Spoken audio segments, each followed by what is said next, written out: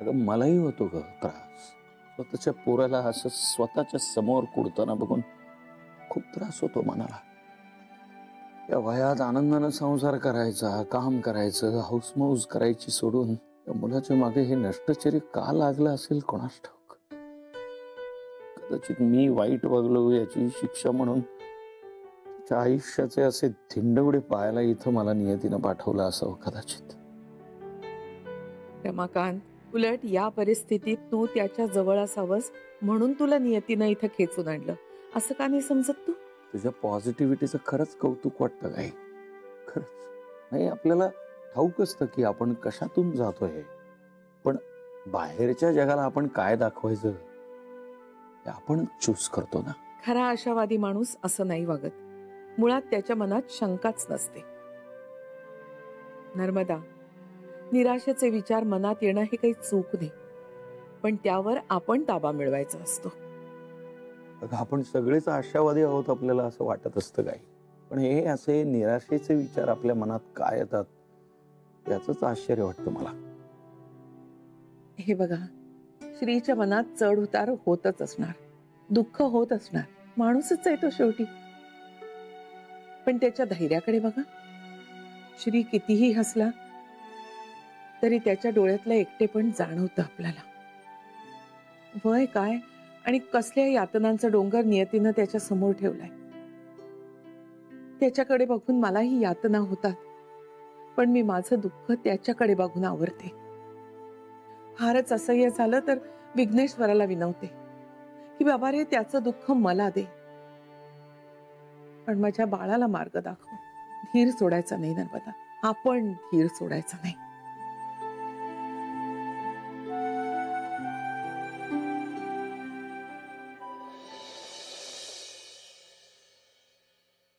वहिनी, आज मला डबा नको. हा का? आमच्या बुटीक मधला एक जण सगळ्यांसाठी जेवण घेऊन येणार. हो सॉरी हा, तुम्हाला सांगायला विसरले. हा ठीक आहे. मजा करता ना तुम्ही सगळे. बरं इंदू बहिणी, माझ्यासाठी एक नवीन स्टाईलचा एखादा ड्रेस शिवून द्या ना. नक्की.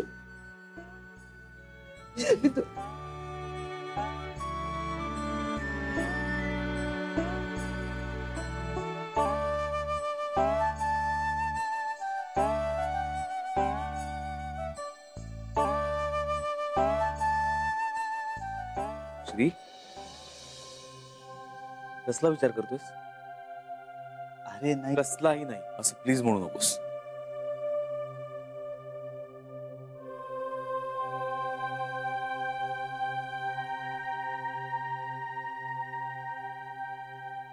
शी इज नॉट सेफ देयर. काय?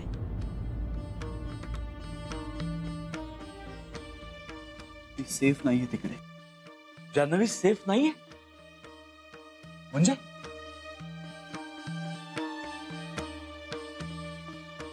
समाऊ मला असं वाटतंय ना की जान्हवी त्या घरात सेफ नाहीये. श्री, बरं झालं हे तुझ्याच लक्षात आलं. हो बरं झालं तुझ्या लक्षात आलं. खरं तर ना आम्ही हेच तुला सांगणार होतो, पण कसं सांगायचं ते कळत नव्हतं.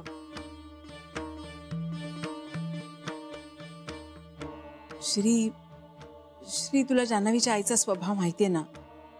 त्यात तिच्या बाबांची पण तब्येत चांगली नसते. अरे एकटा माणूस किती करणार.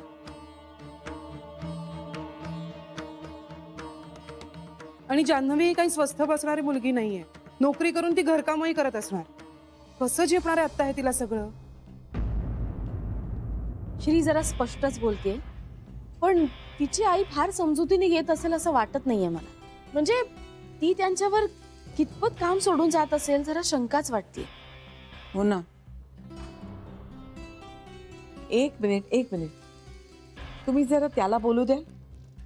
अगं, तुम्ही तिच्या कम्फर्ट विषयी बोलताय, पण हा तिच्या सेफ्टी विषयी बोलतोय. ती सेफ नाहीये असं म्हणतोय. त्याला बोलू द्या जरा. श्री, जान्हवी सेफ नाही असं का वाटतंय तुला? हा म्हणजे तुम्ही सगळ्या जणी म्हणताय ते तर आहेच, म्हणजे ते मान्यच आहे मला, पण तरीही त्या पलीकडे जाऊन मला असं वाटतं की तिला आठवत असलेला तिचा पास्ट आणि तिला जे वर्ष आठवत नाही ते वर्ष, यातली जी दरी आहे ना, ती दरी तिच्यासाठी खूप हार्मफुल असू शकते. म्हणजे नेमकं काय म्हणायचं तुला? म्हणजे बाबा, तिला ना गोष्टी अर्धवट आठवत आहेत. आणि एखाद्याने जर ठरवलं ना, तर तो ह्या परिस्थितीचा गैरफायदा घेऊ शकतो.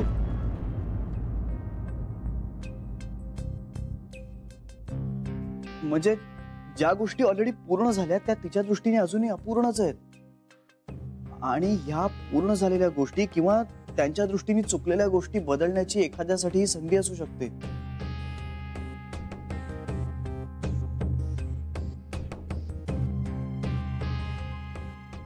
श्री, तू काय बोलतोयस मला काही नीट कळत नाहीये. नाही, पण मला कळतंय आता. मला नीट कळतंय. म्हणजे तिच्या ऍक्सिडेंट नंतर मी तिच्या बरोबर 24 तास राहू शकत नव्हतो ना. कदाचित नाईलाज होता माझा, पण आता मला नीट कळतंय. म्हणजे मी कालपासून ना जरा जास्तच इन्सिक्युअर झालोय. इतके दिवस खरंच आपला नाईलाज होता, तिला दूर ठेवावं लागलं होतं.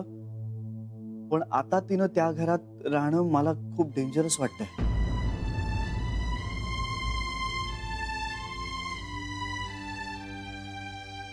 श्री, कुठल्या विशिष्ट कारणामुळे तुला असं वाटतंय का? आम्हाला सांग, म्हणजे आपण सगळे मिळून विचार करू. नाही नाही काका, अरे तसं काही नाहीये. जान्हवी बाबतीतली अजून कुठलीच गोष्ट हाताबाहेर गेलेली नाहीये. मी लवकरच डॉक्टरांशी बोलणार आहे आता. मला एक गोष्ट नक्की कळली की त्या घरात तिनं राहणं सेफ नाहीये. ती इथेच राहायला हवी, हे नक्की.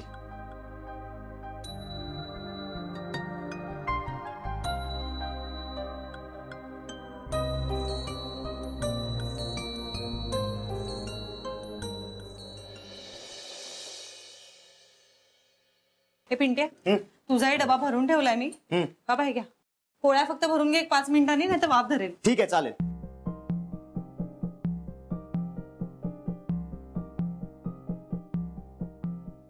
ताई, पाणी. हो, थँक्यू. ठीक आहे, तुम्ही खाऊन घे. थँक्यू.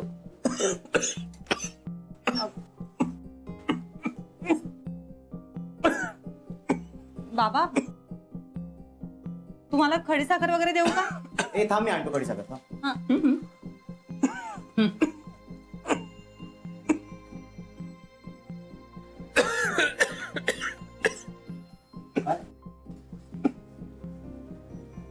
हे घ्या.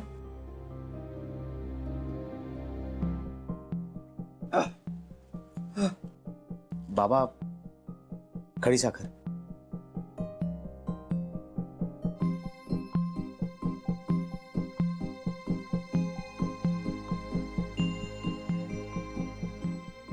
किती हातापायाशी असता रे तुम्ही माझ्या. पांडुरंगाने हे दुखरे गुडघे दिले, तशीच 2 गोड मुलं सुद्धा दिलेत मला. मग आता त्या मुलांचं आभार प्रदर्शन नको. आई, चल तूही खाऊन घे. घे.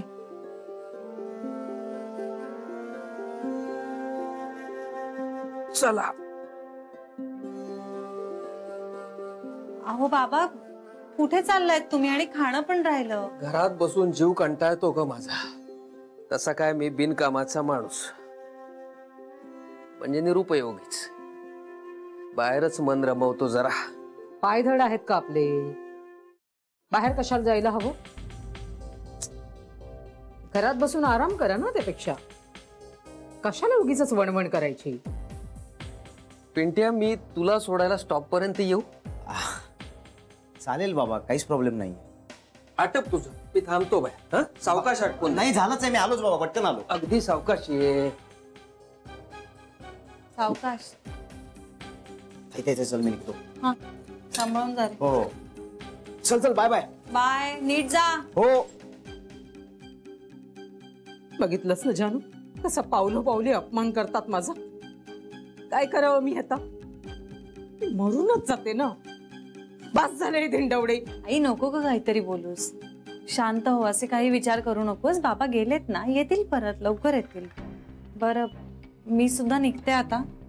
कोरा चहा करून ठेवलाय, कुकरही गॅसवर ठेवलाय. 5 मिनिटांनी बंद कर.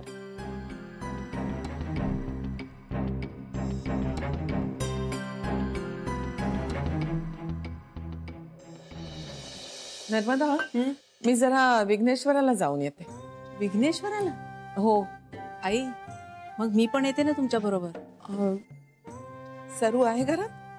नाही, ती अत्यानंद बाबांच्या आश्रमात गेली आहे. मग तू घरातच थांब. घराला कुलूप नको लागायला.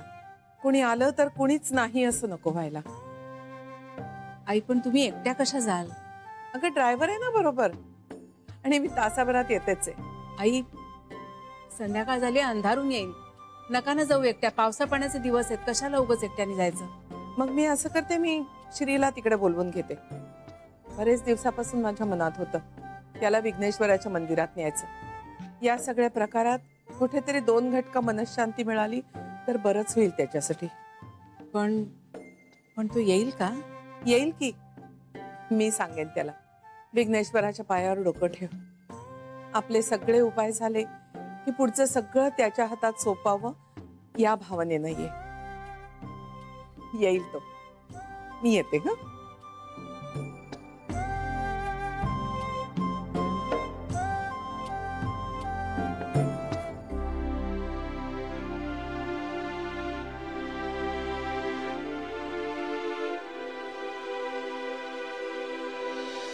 बरं, मग गीता आल्यावर तुम्हाला फोन करायला सांगू मी?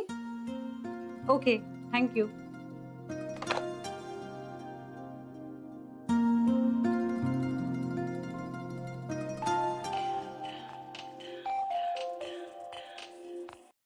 हॅलो हॅलो जानू. जानू अगं हे बेपत्ता झालेत ग.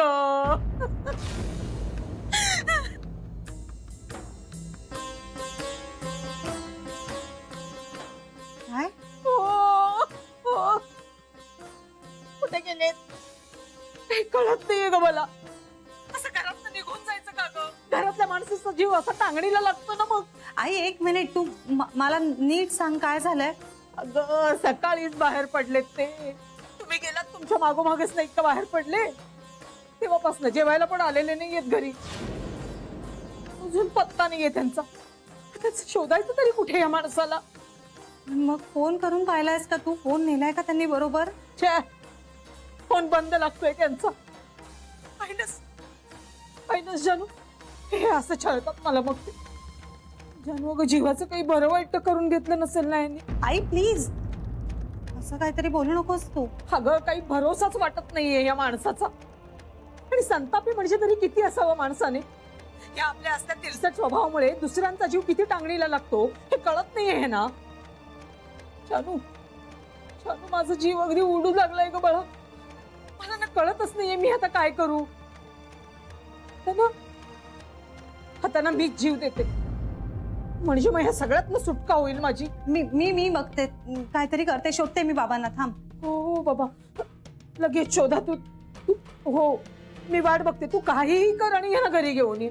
हा मी पिंट्याला पण फोन करते. नाही नको, ऐक. पिंट्याची नवी नोकरी आहे, त्याला नाही बाहेर पडता येणार. त्याला नको कळवूस आता. बरं कळलं मला. तू बोलत बसू नको. तू शोध नाही ना. हो मी जाते, तू ठेव ना फोन. आई हो आणि फोन कर मला. इथे माझा जीव टांगणीला लागलाय. इथे जन्माचं दारिद्र्य आणि त्यात हा असा छळ. डोक्यात राग तरी किती घालून घ्यायचा म्हणते माणसाने. आई मी ठेवू का फोन आता? मी कळवते तुला. ठेवते आता.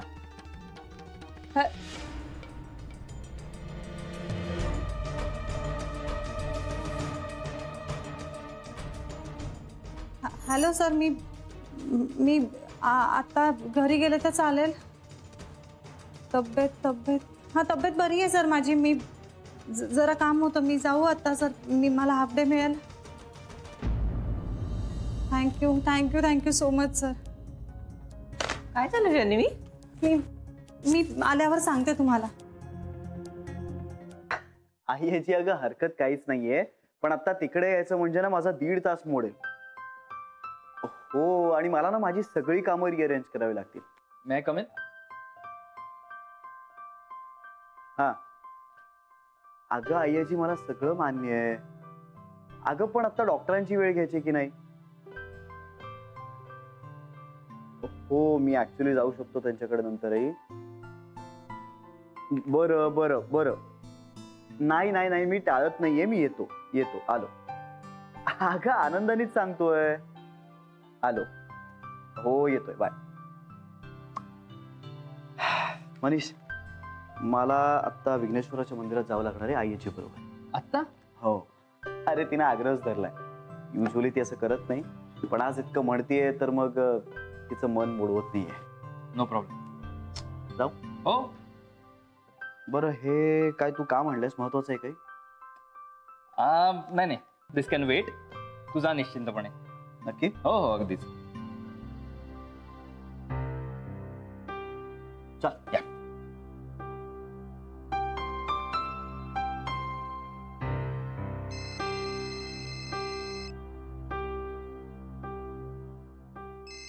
जान्हवी, हा बोल का. मनीष, काय ग, काय झालं? नाही, सगळं ठीक आहे ना? अरे ऐक ना, बाबा कुठे गेलेत कळत नाहीये. म्हणजे ते सकाळपासून बाहेर पडले, ते अजून आलेच नाहीयेत घरी. मी कुठे शोधू त्यांना, मला काहीच कळत नाहीये. अगं, ते त्यांच्या कोणत्या तरी मित्राकडे गेले असतील किंवा आपले ते रघुअण्णांकडे गेले असतील. अरे मी त्यांच्या सगळ्या मित्रांना फोन करून पाहिलं मनीष, पण ते कुठेच नाहीयेत. रघुअण्णांना फोन केला, आणखी 1-2 जणांना फोन केला. मी तुझ्या आई बाबांना फोन करून पाहिला, पण ते नाहीयेत, कुठेच नाहीयेत. मला सुचव ना, आणखी कुठे शोधू मी बाबांना, काय करू, काहीच कळत नाहीये मला. अगं पण असं कसं कुठेही न सांगता गेले? नाही, ऍक्च्युली ते सांगूनच बाहेर पडले होते, पण त्यांचा फोन नाही लागत आहे आता, म्हणून जरा काळजी वाटते. हो हो जान्हवी, तू आधी शांत हो, नको टेन्शन घेऊस. मला सांग, घरी काही झालं होतं का? त्यांच्या मनाविरुद्ध काही? हो, म्हणजे आईशी भांडण झालं होतं त्यांचं निघताना, आणि त्याच तिरमिरीत बाहेर पडले ते. आम्ही सुद्धा सारखे मागे लागतो ना रे, त्यांच्या ऑपरेशन करून घ्या म्हणून. कंटाळलेत बिचारे सगळ्याला. पण आता कुठे शोधायचं त्यांना, मला काहीच कळत नाहीये. हे बघ, माझ्या मते कुठल्या तरी देवळात वगैरे गेले असतील ते. नाही रे, मी विठ्ठलाच्या मंदिरात जाऊन बघून आले, तिथे नाहीयेत ते. विघ्नेश्वराच्या मंदिरात नाही गेले मी. मनीष, विघ्नेश्वराच्या मंदिरात गेले असतील का रे बाबा? तिथे जाऊन बघू? हो हो, बघून येऊ का? म्हणजे जायलाच हवं आपल्याला. तू एक काम कर, पोस्ट तिकडे, मी पण लगेच निघतो इकडनं. ठीक आहे? हो हो, चालेल चालेल. चल.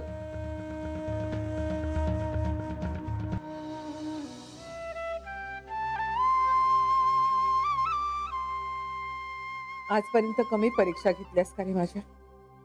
नवऱ्याच्या मागे व्यवसाय सांभाळला, मुलं वाढवली, स्वतःच्या तरुण मुलाचा मृत्यू बघितला, मुलांचे संसार मोडताना पाहिले, पण कधीही तुझ्याबद्दल मनात शंका येऊ दिली नाही. तुझ्याबद्दलचा विश्वास डळमळला नाही, तुझ्या अस्तित्वाबद्दल प्रश्न पडला नाही.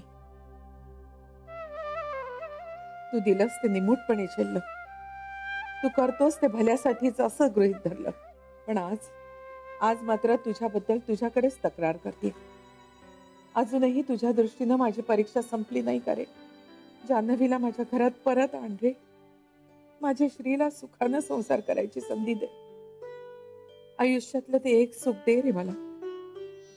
जान्हवीला बघून इतके महिने झाले, आता जान्हवी दृष्टीच पडली नाही तर तू देव नाही दगड आहेस असं समजेन मी. इतका अंत नको रे पाऊस.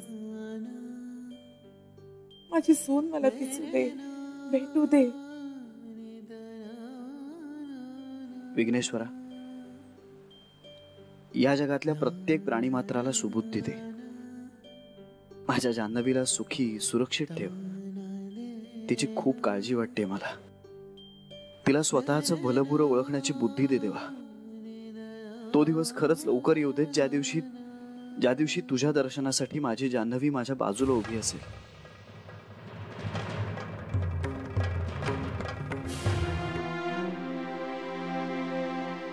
गुरुजी,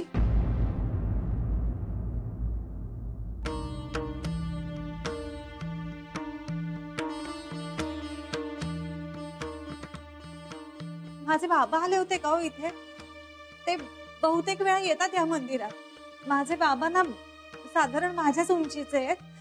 त्यांचे गुडघे दुखतात, ते लंगडतात चालताना. केस पिकलेले आहेत त्यांचे, सहस्त्रबुद्धे आडनाव आहे त्यांचं. ते आले होते का हो इथे? बघितल्यासारखं वाटतंय त्यांना? नाही, आज तरी नाही दिसले.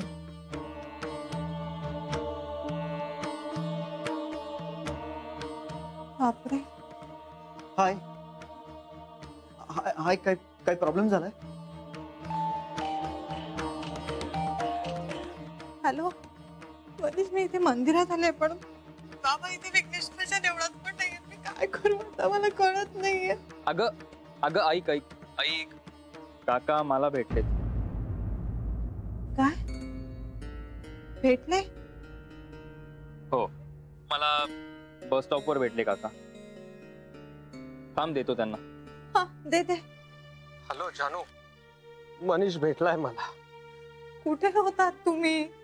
हे बघ, माझी काळजी नको करूस तू. मी सुखरूप आहे. बाबा मी लगेच घरी येते. मी आत्ताच्या आत्ता सरळ घरी जाणार आहात मनीष बरोबर? हो घरीच जातो मी. घरी जातो. हे बघ मनीषला देतोय. हॅलो, हा ठेवतो.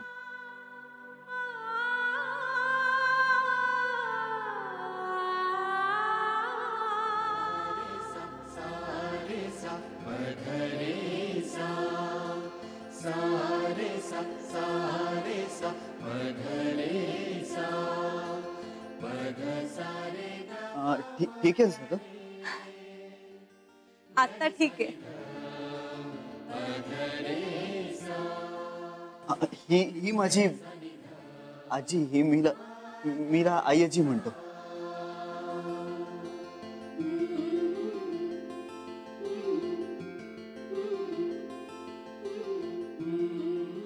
जान्हवी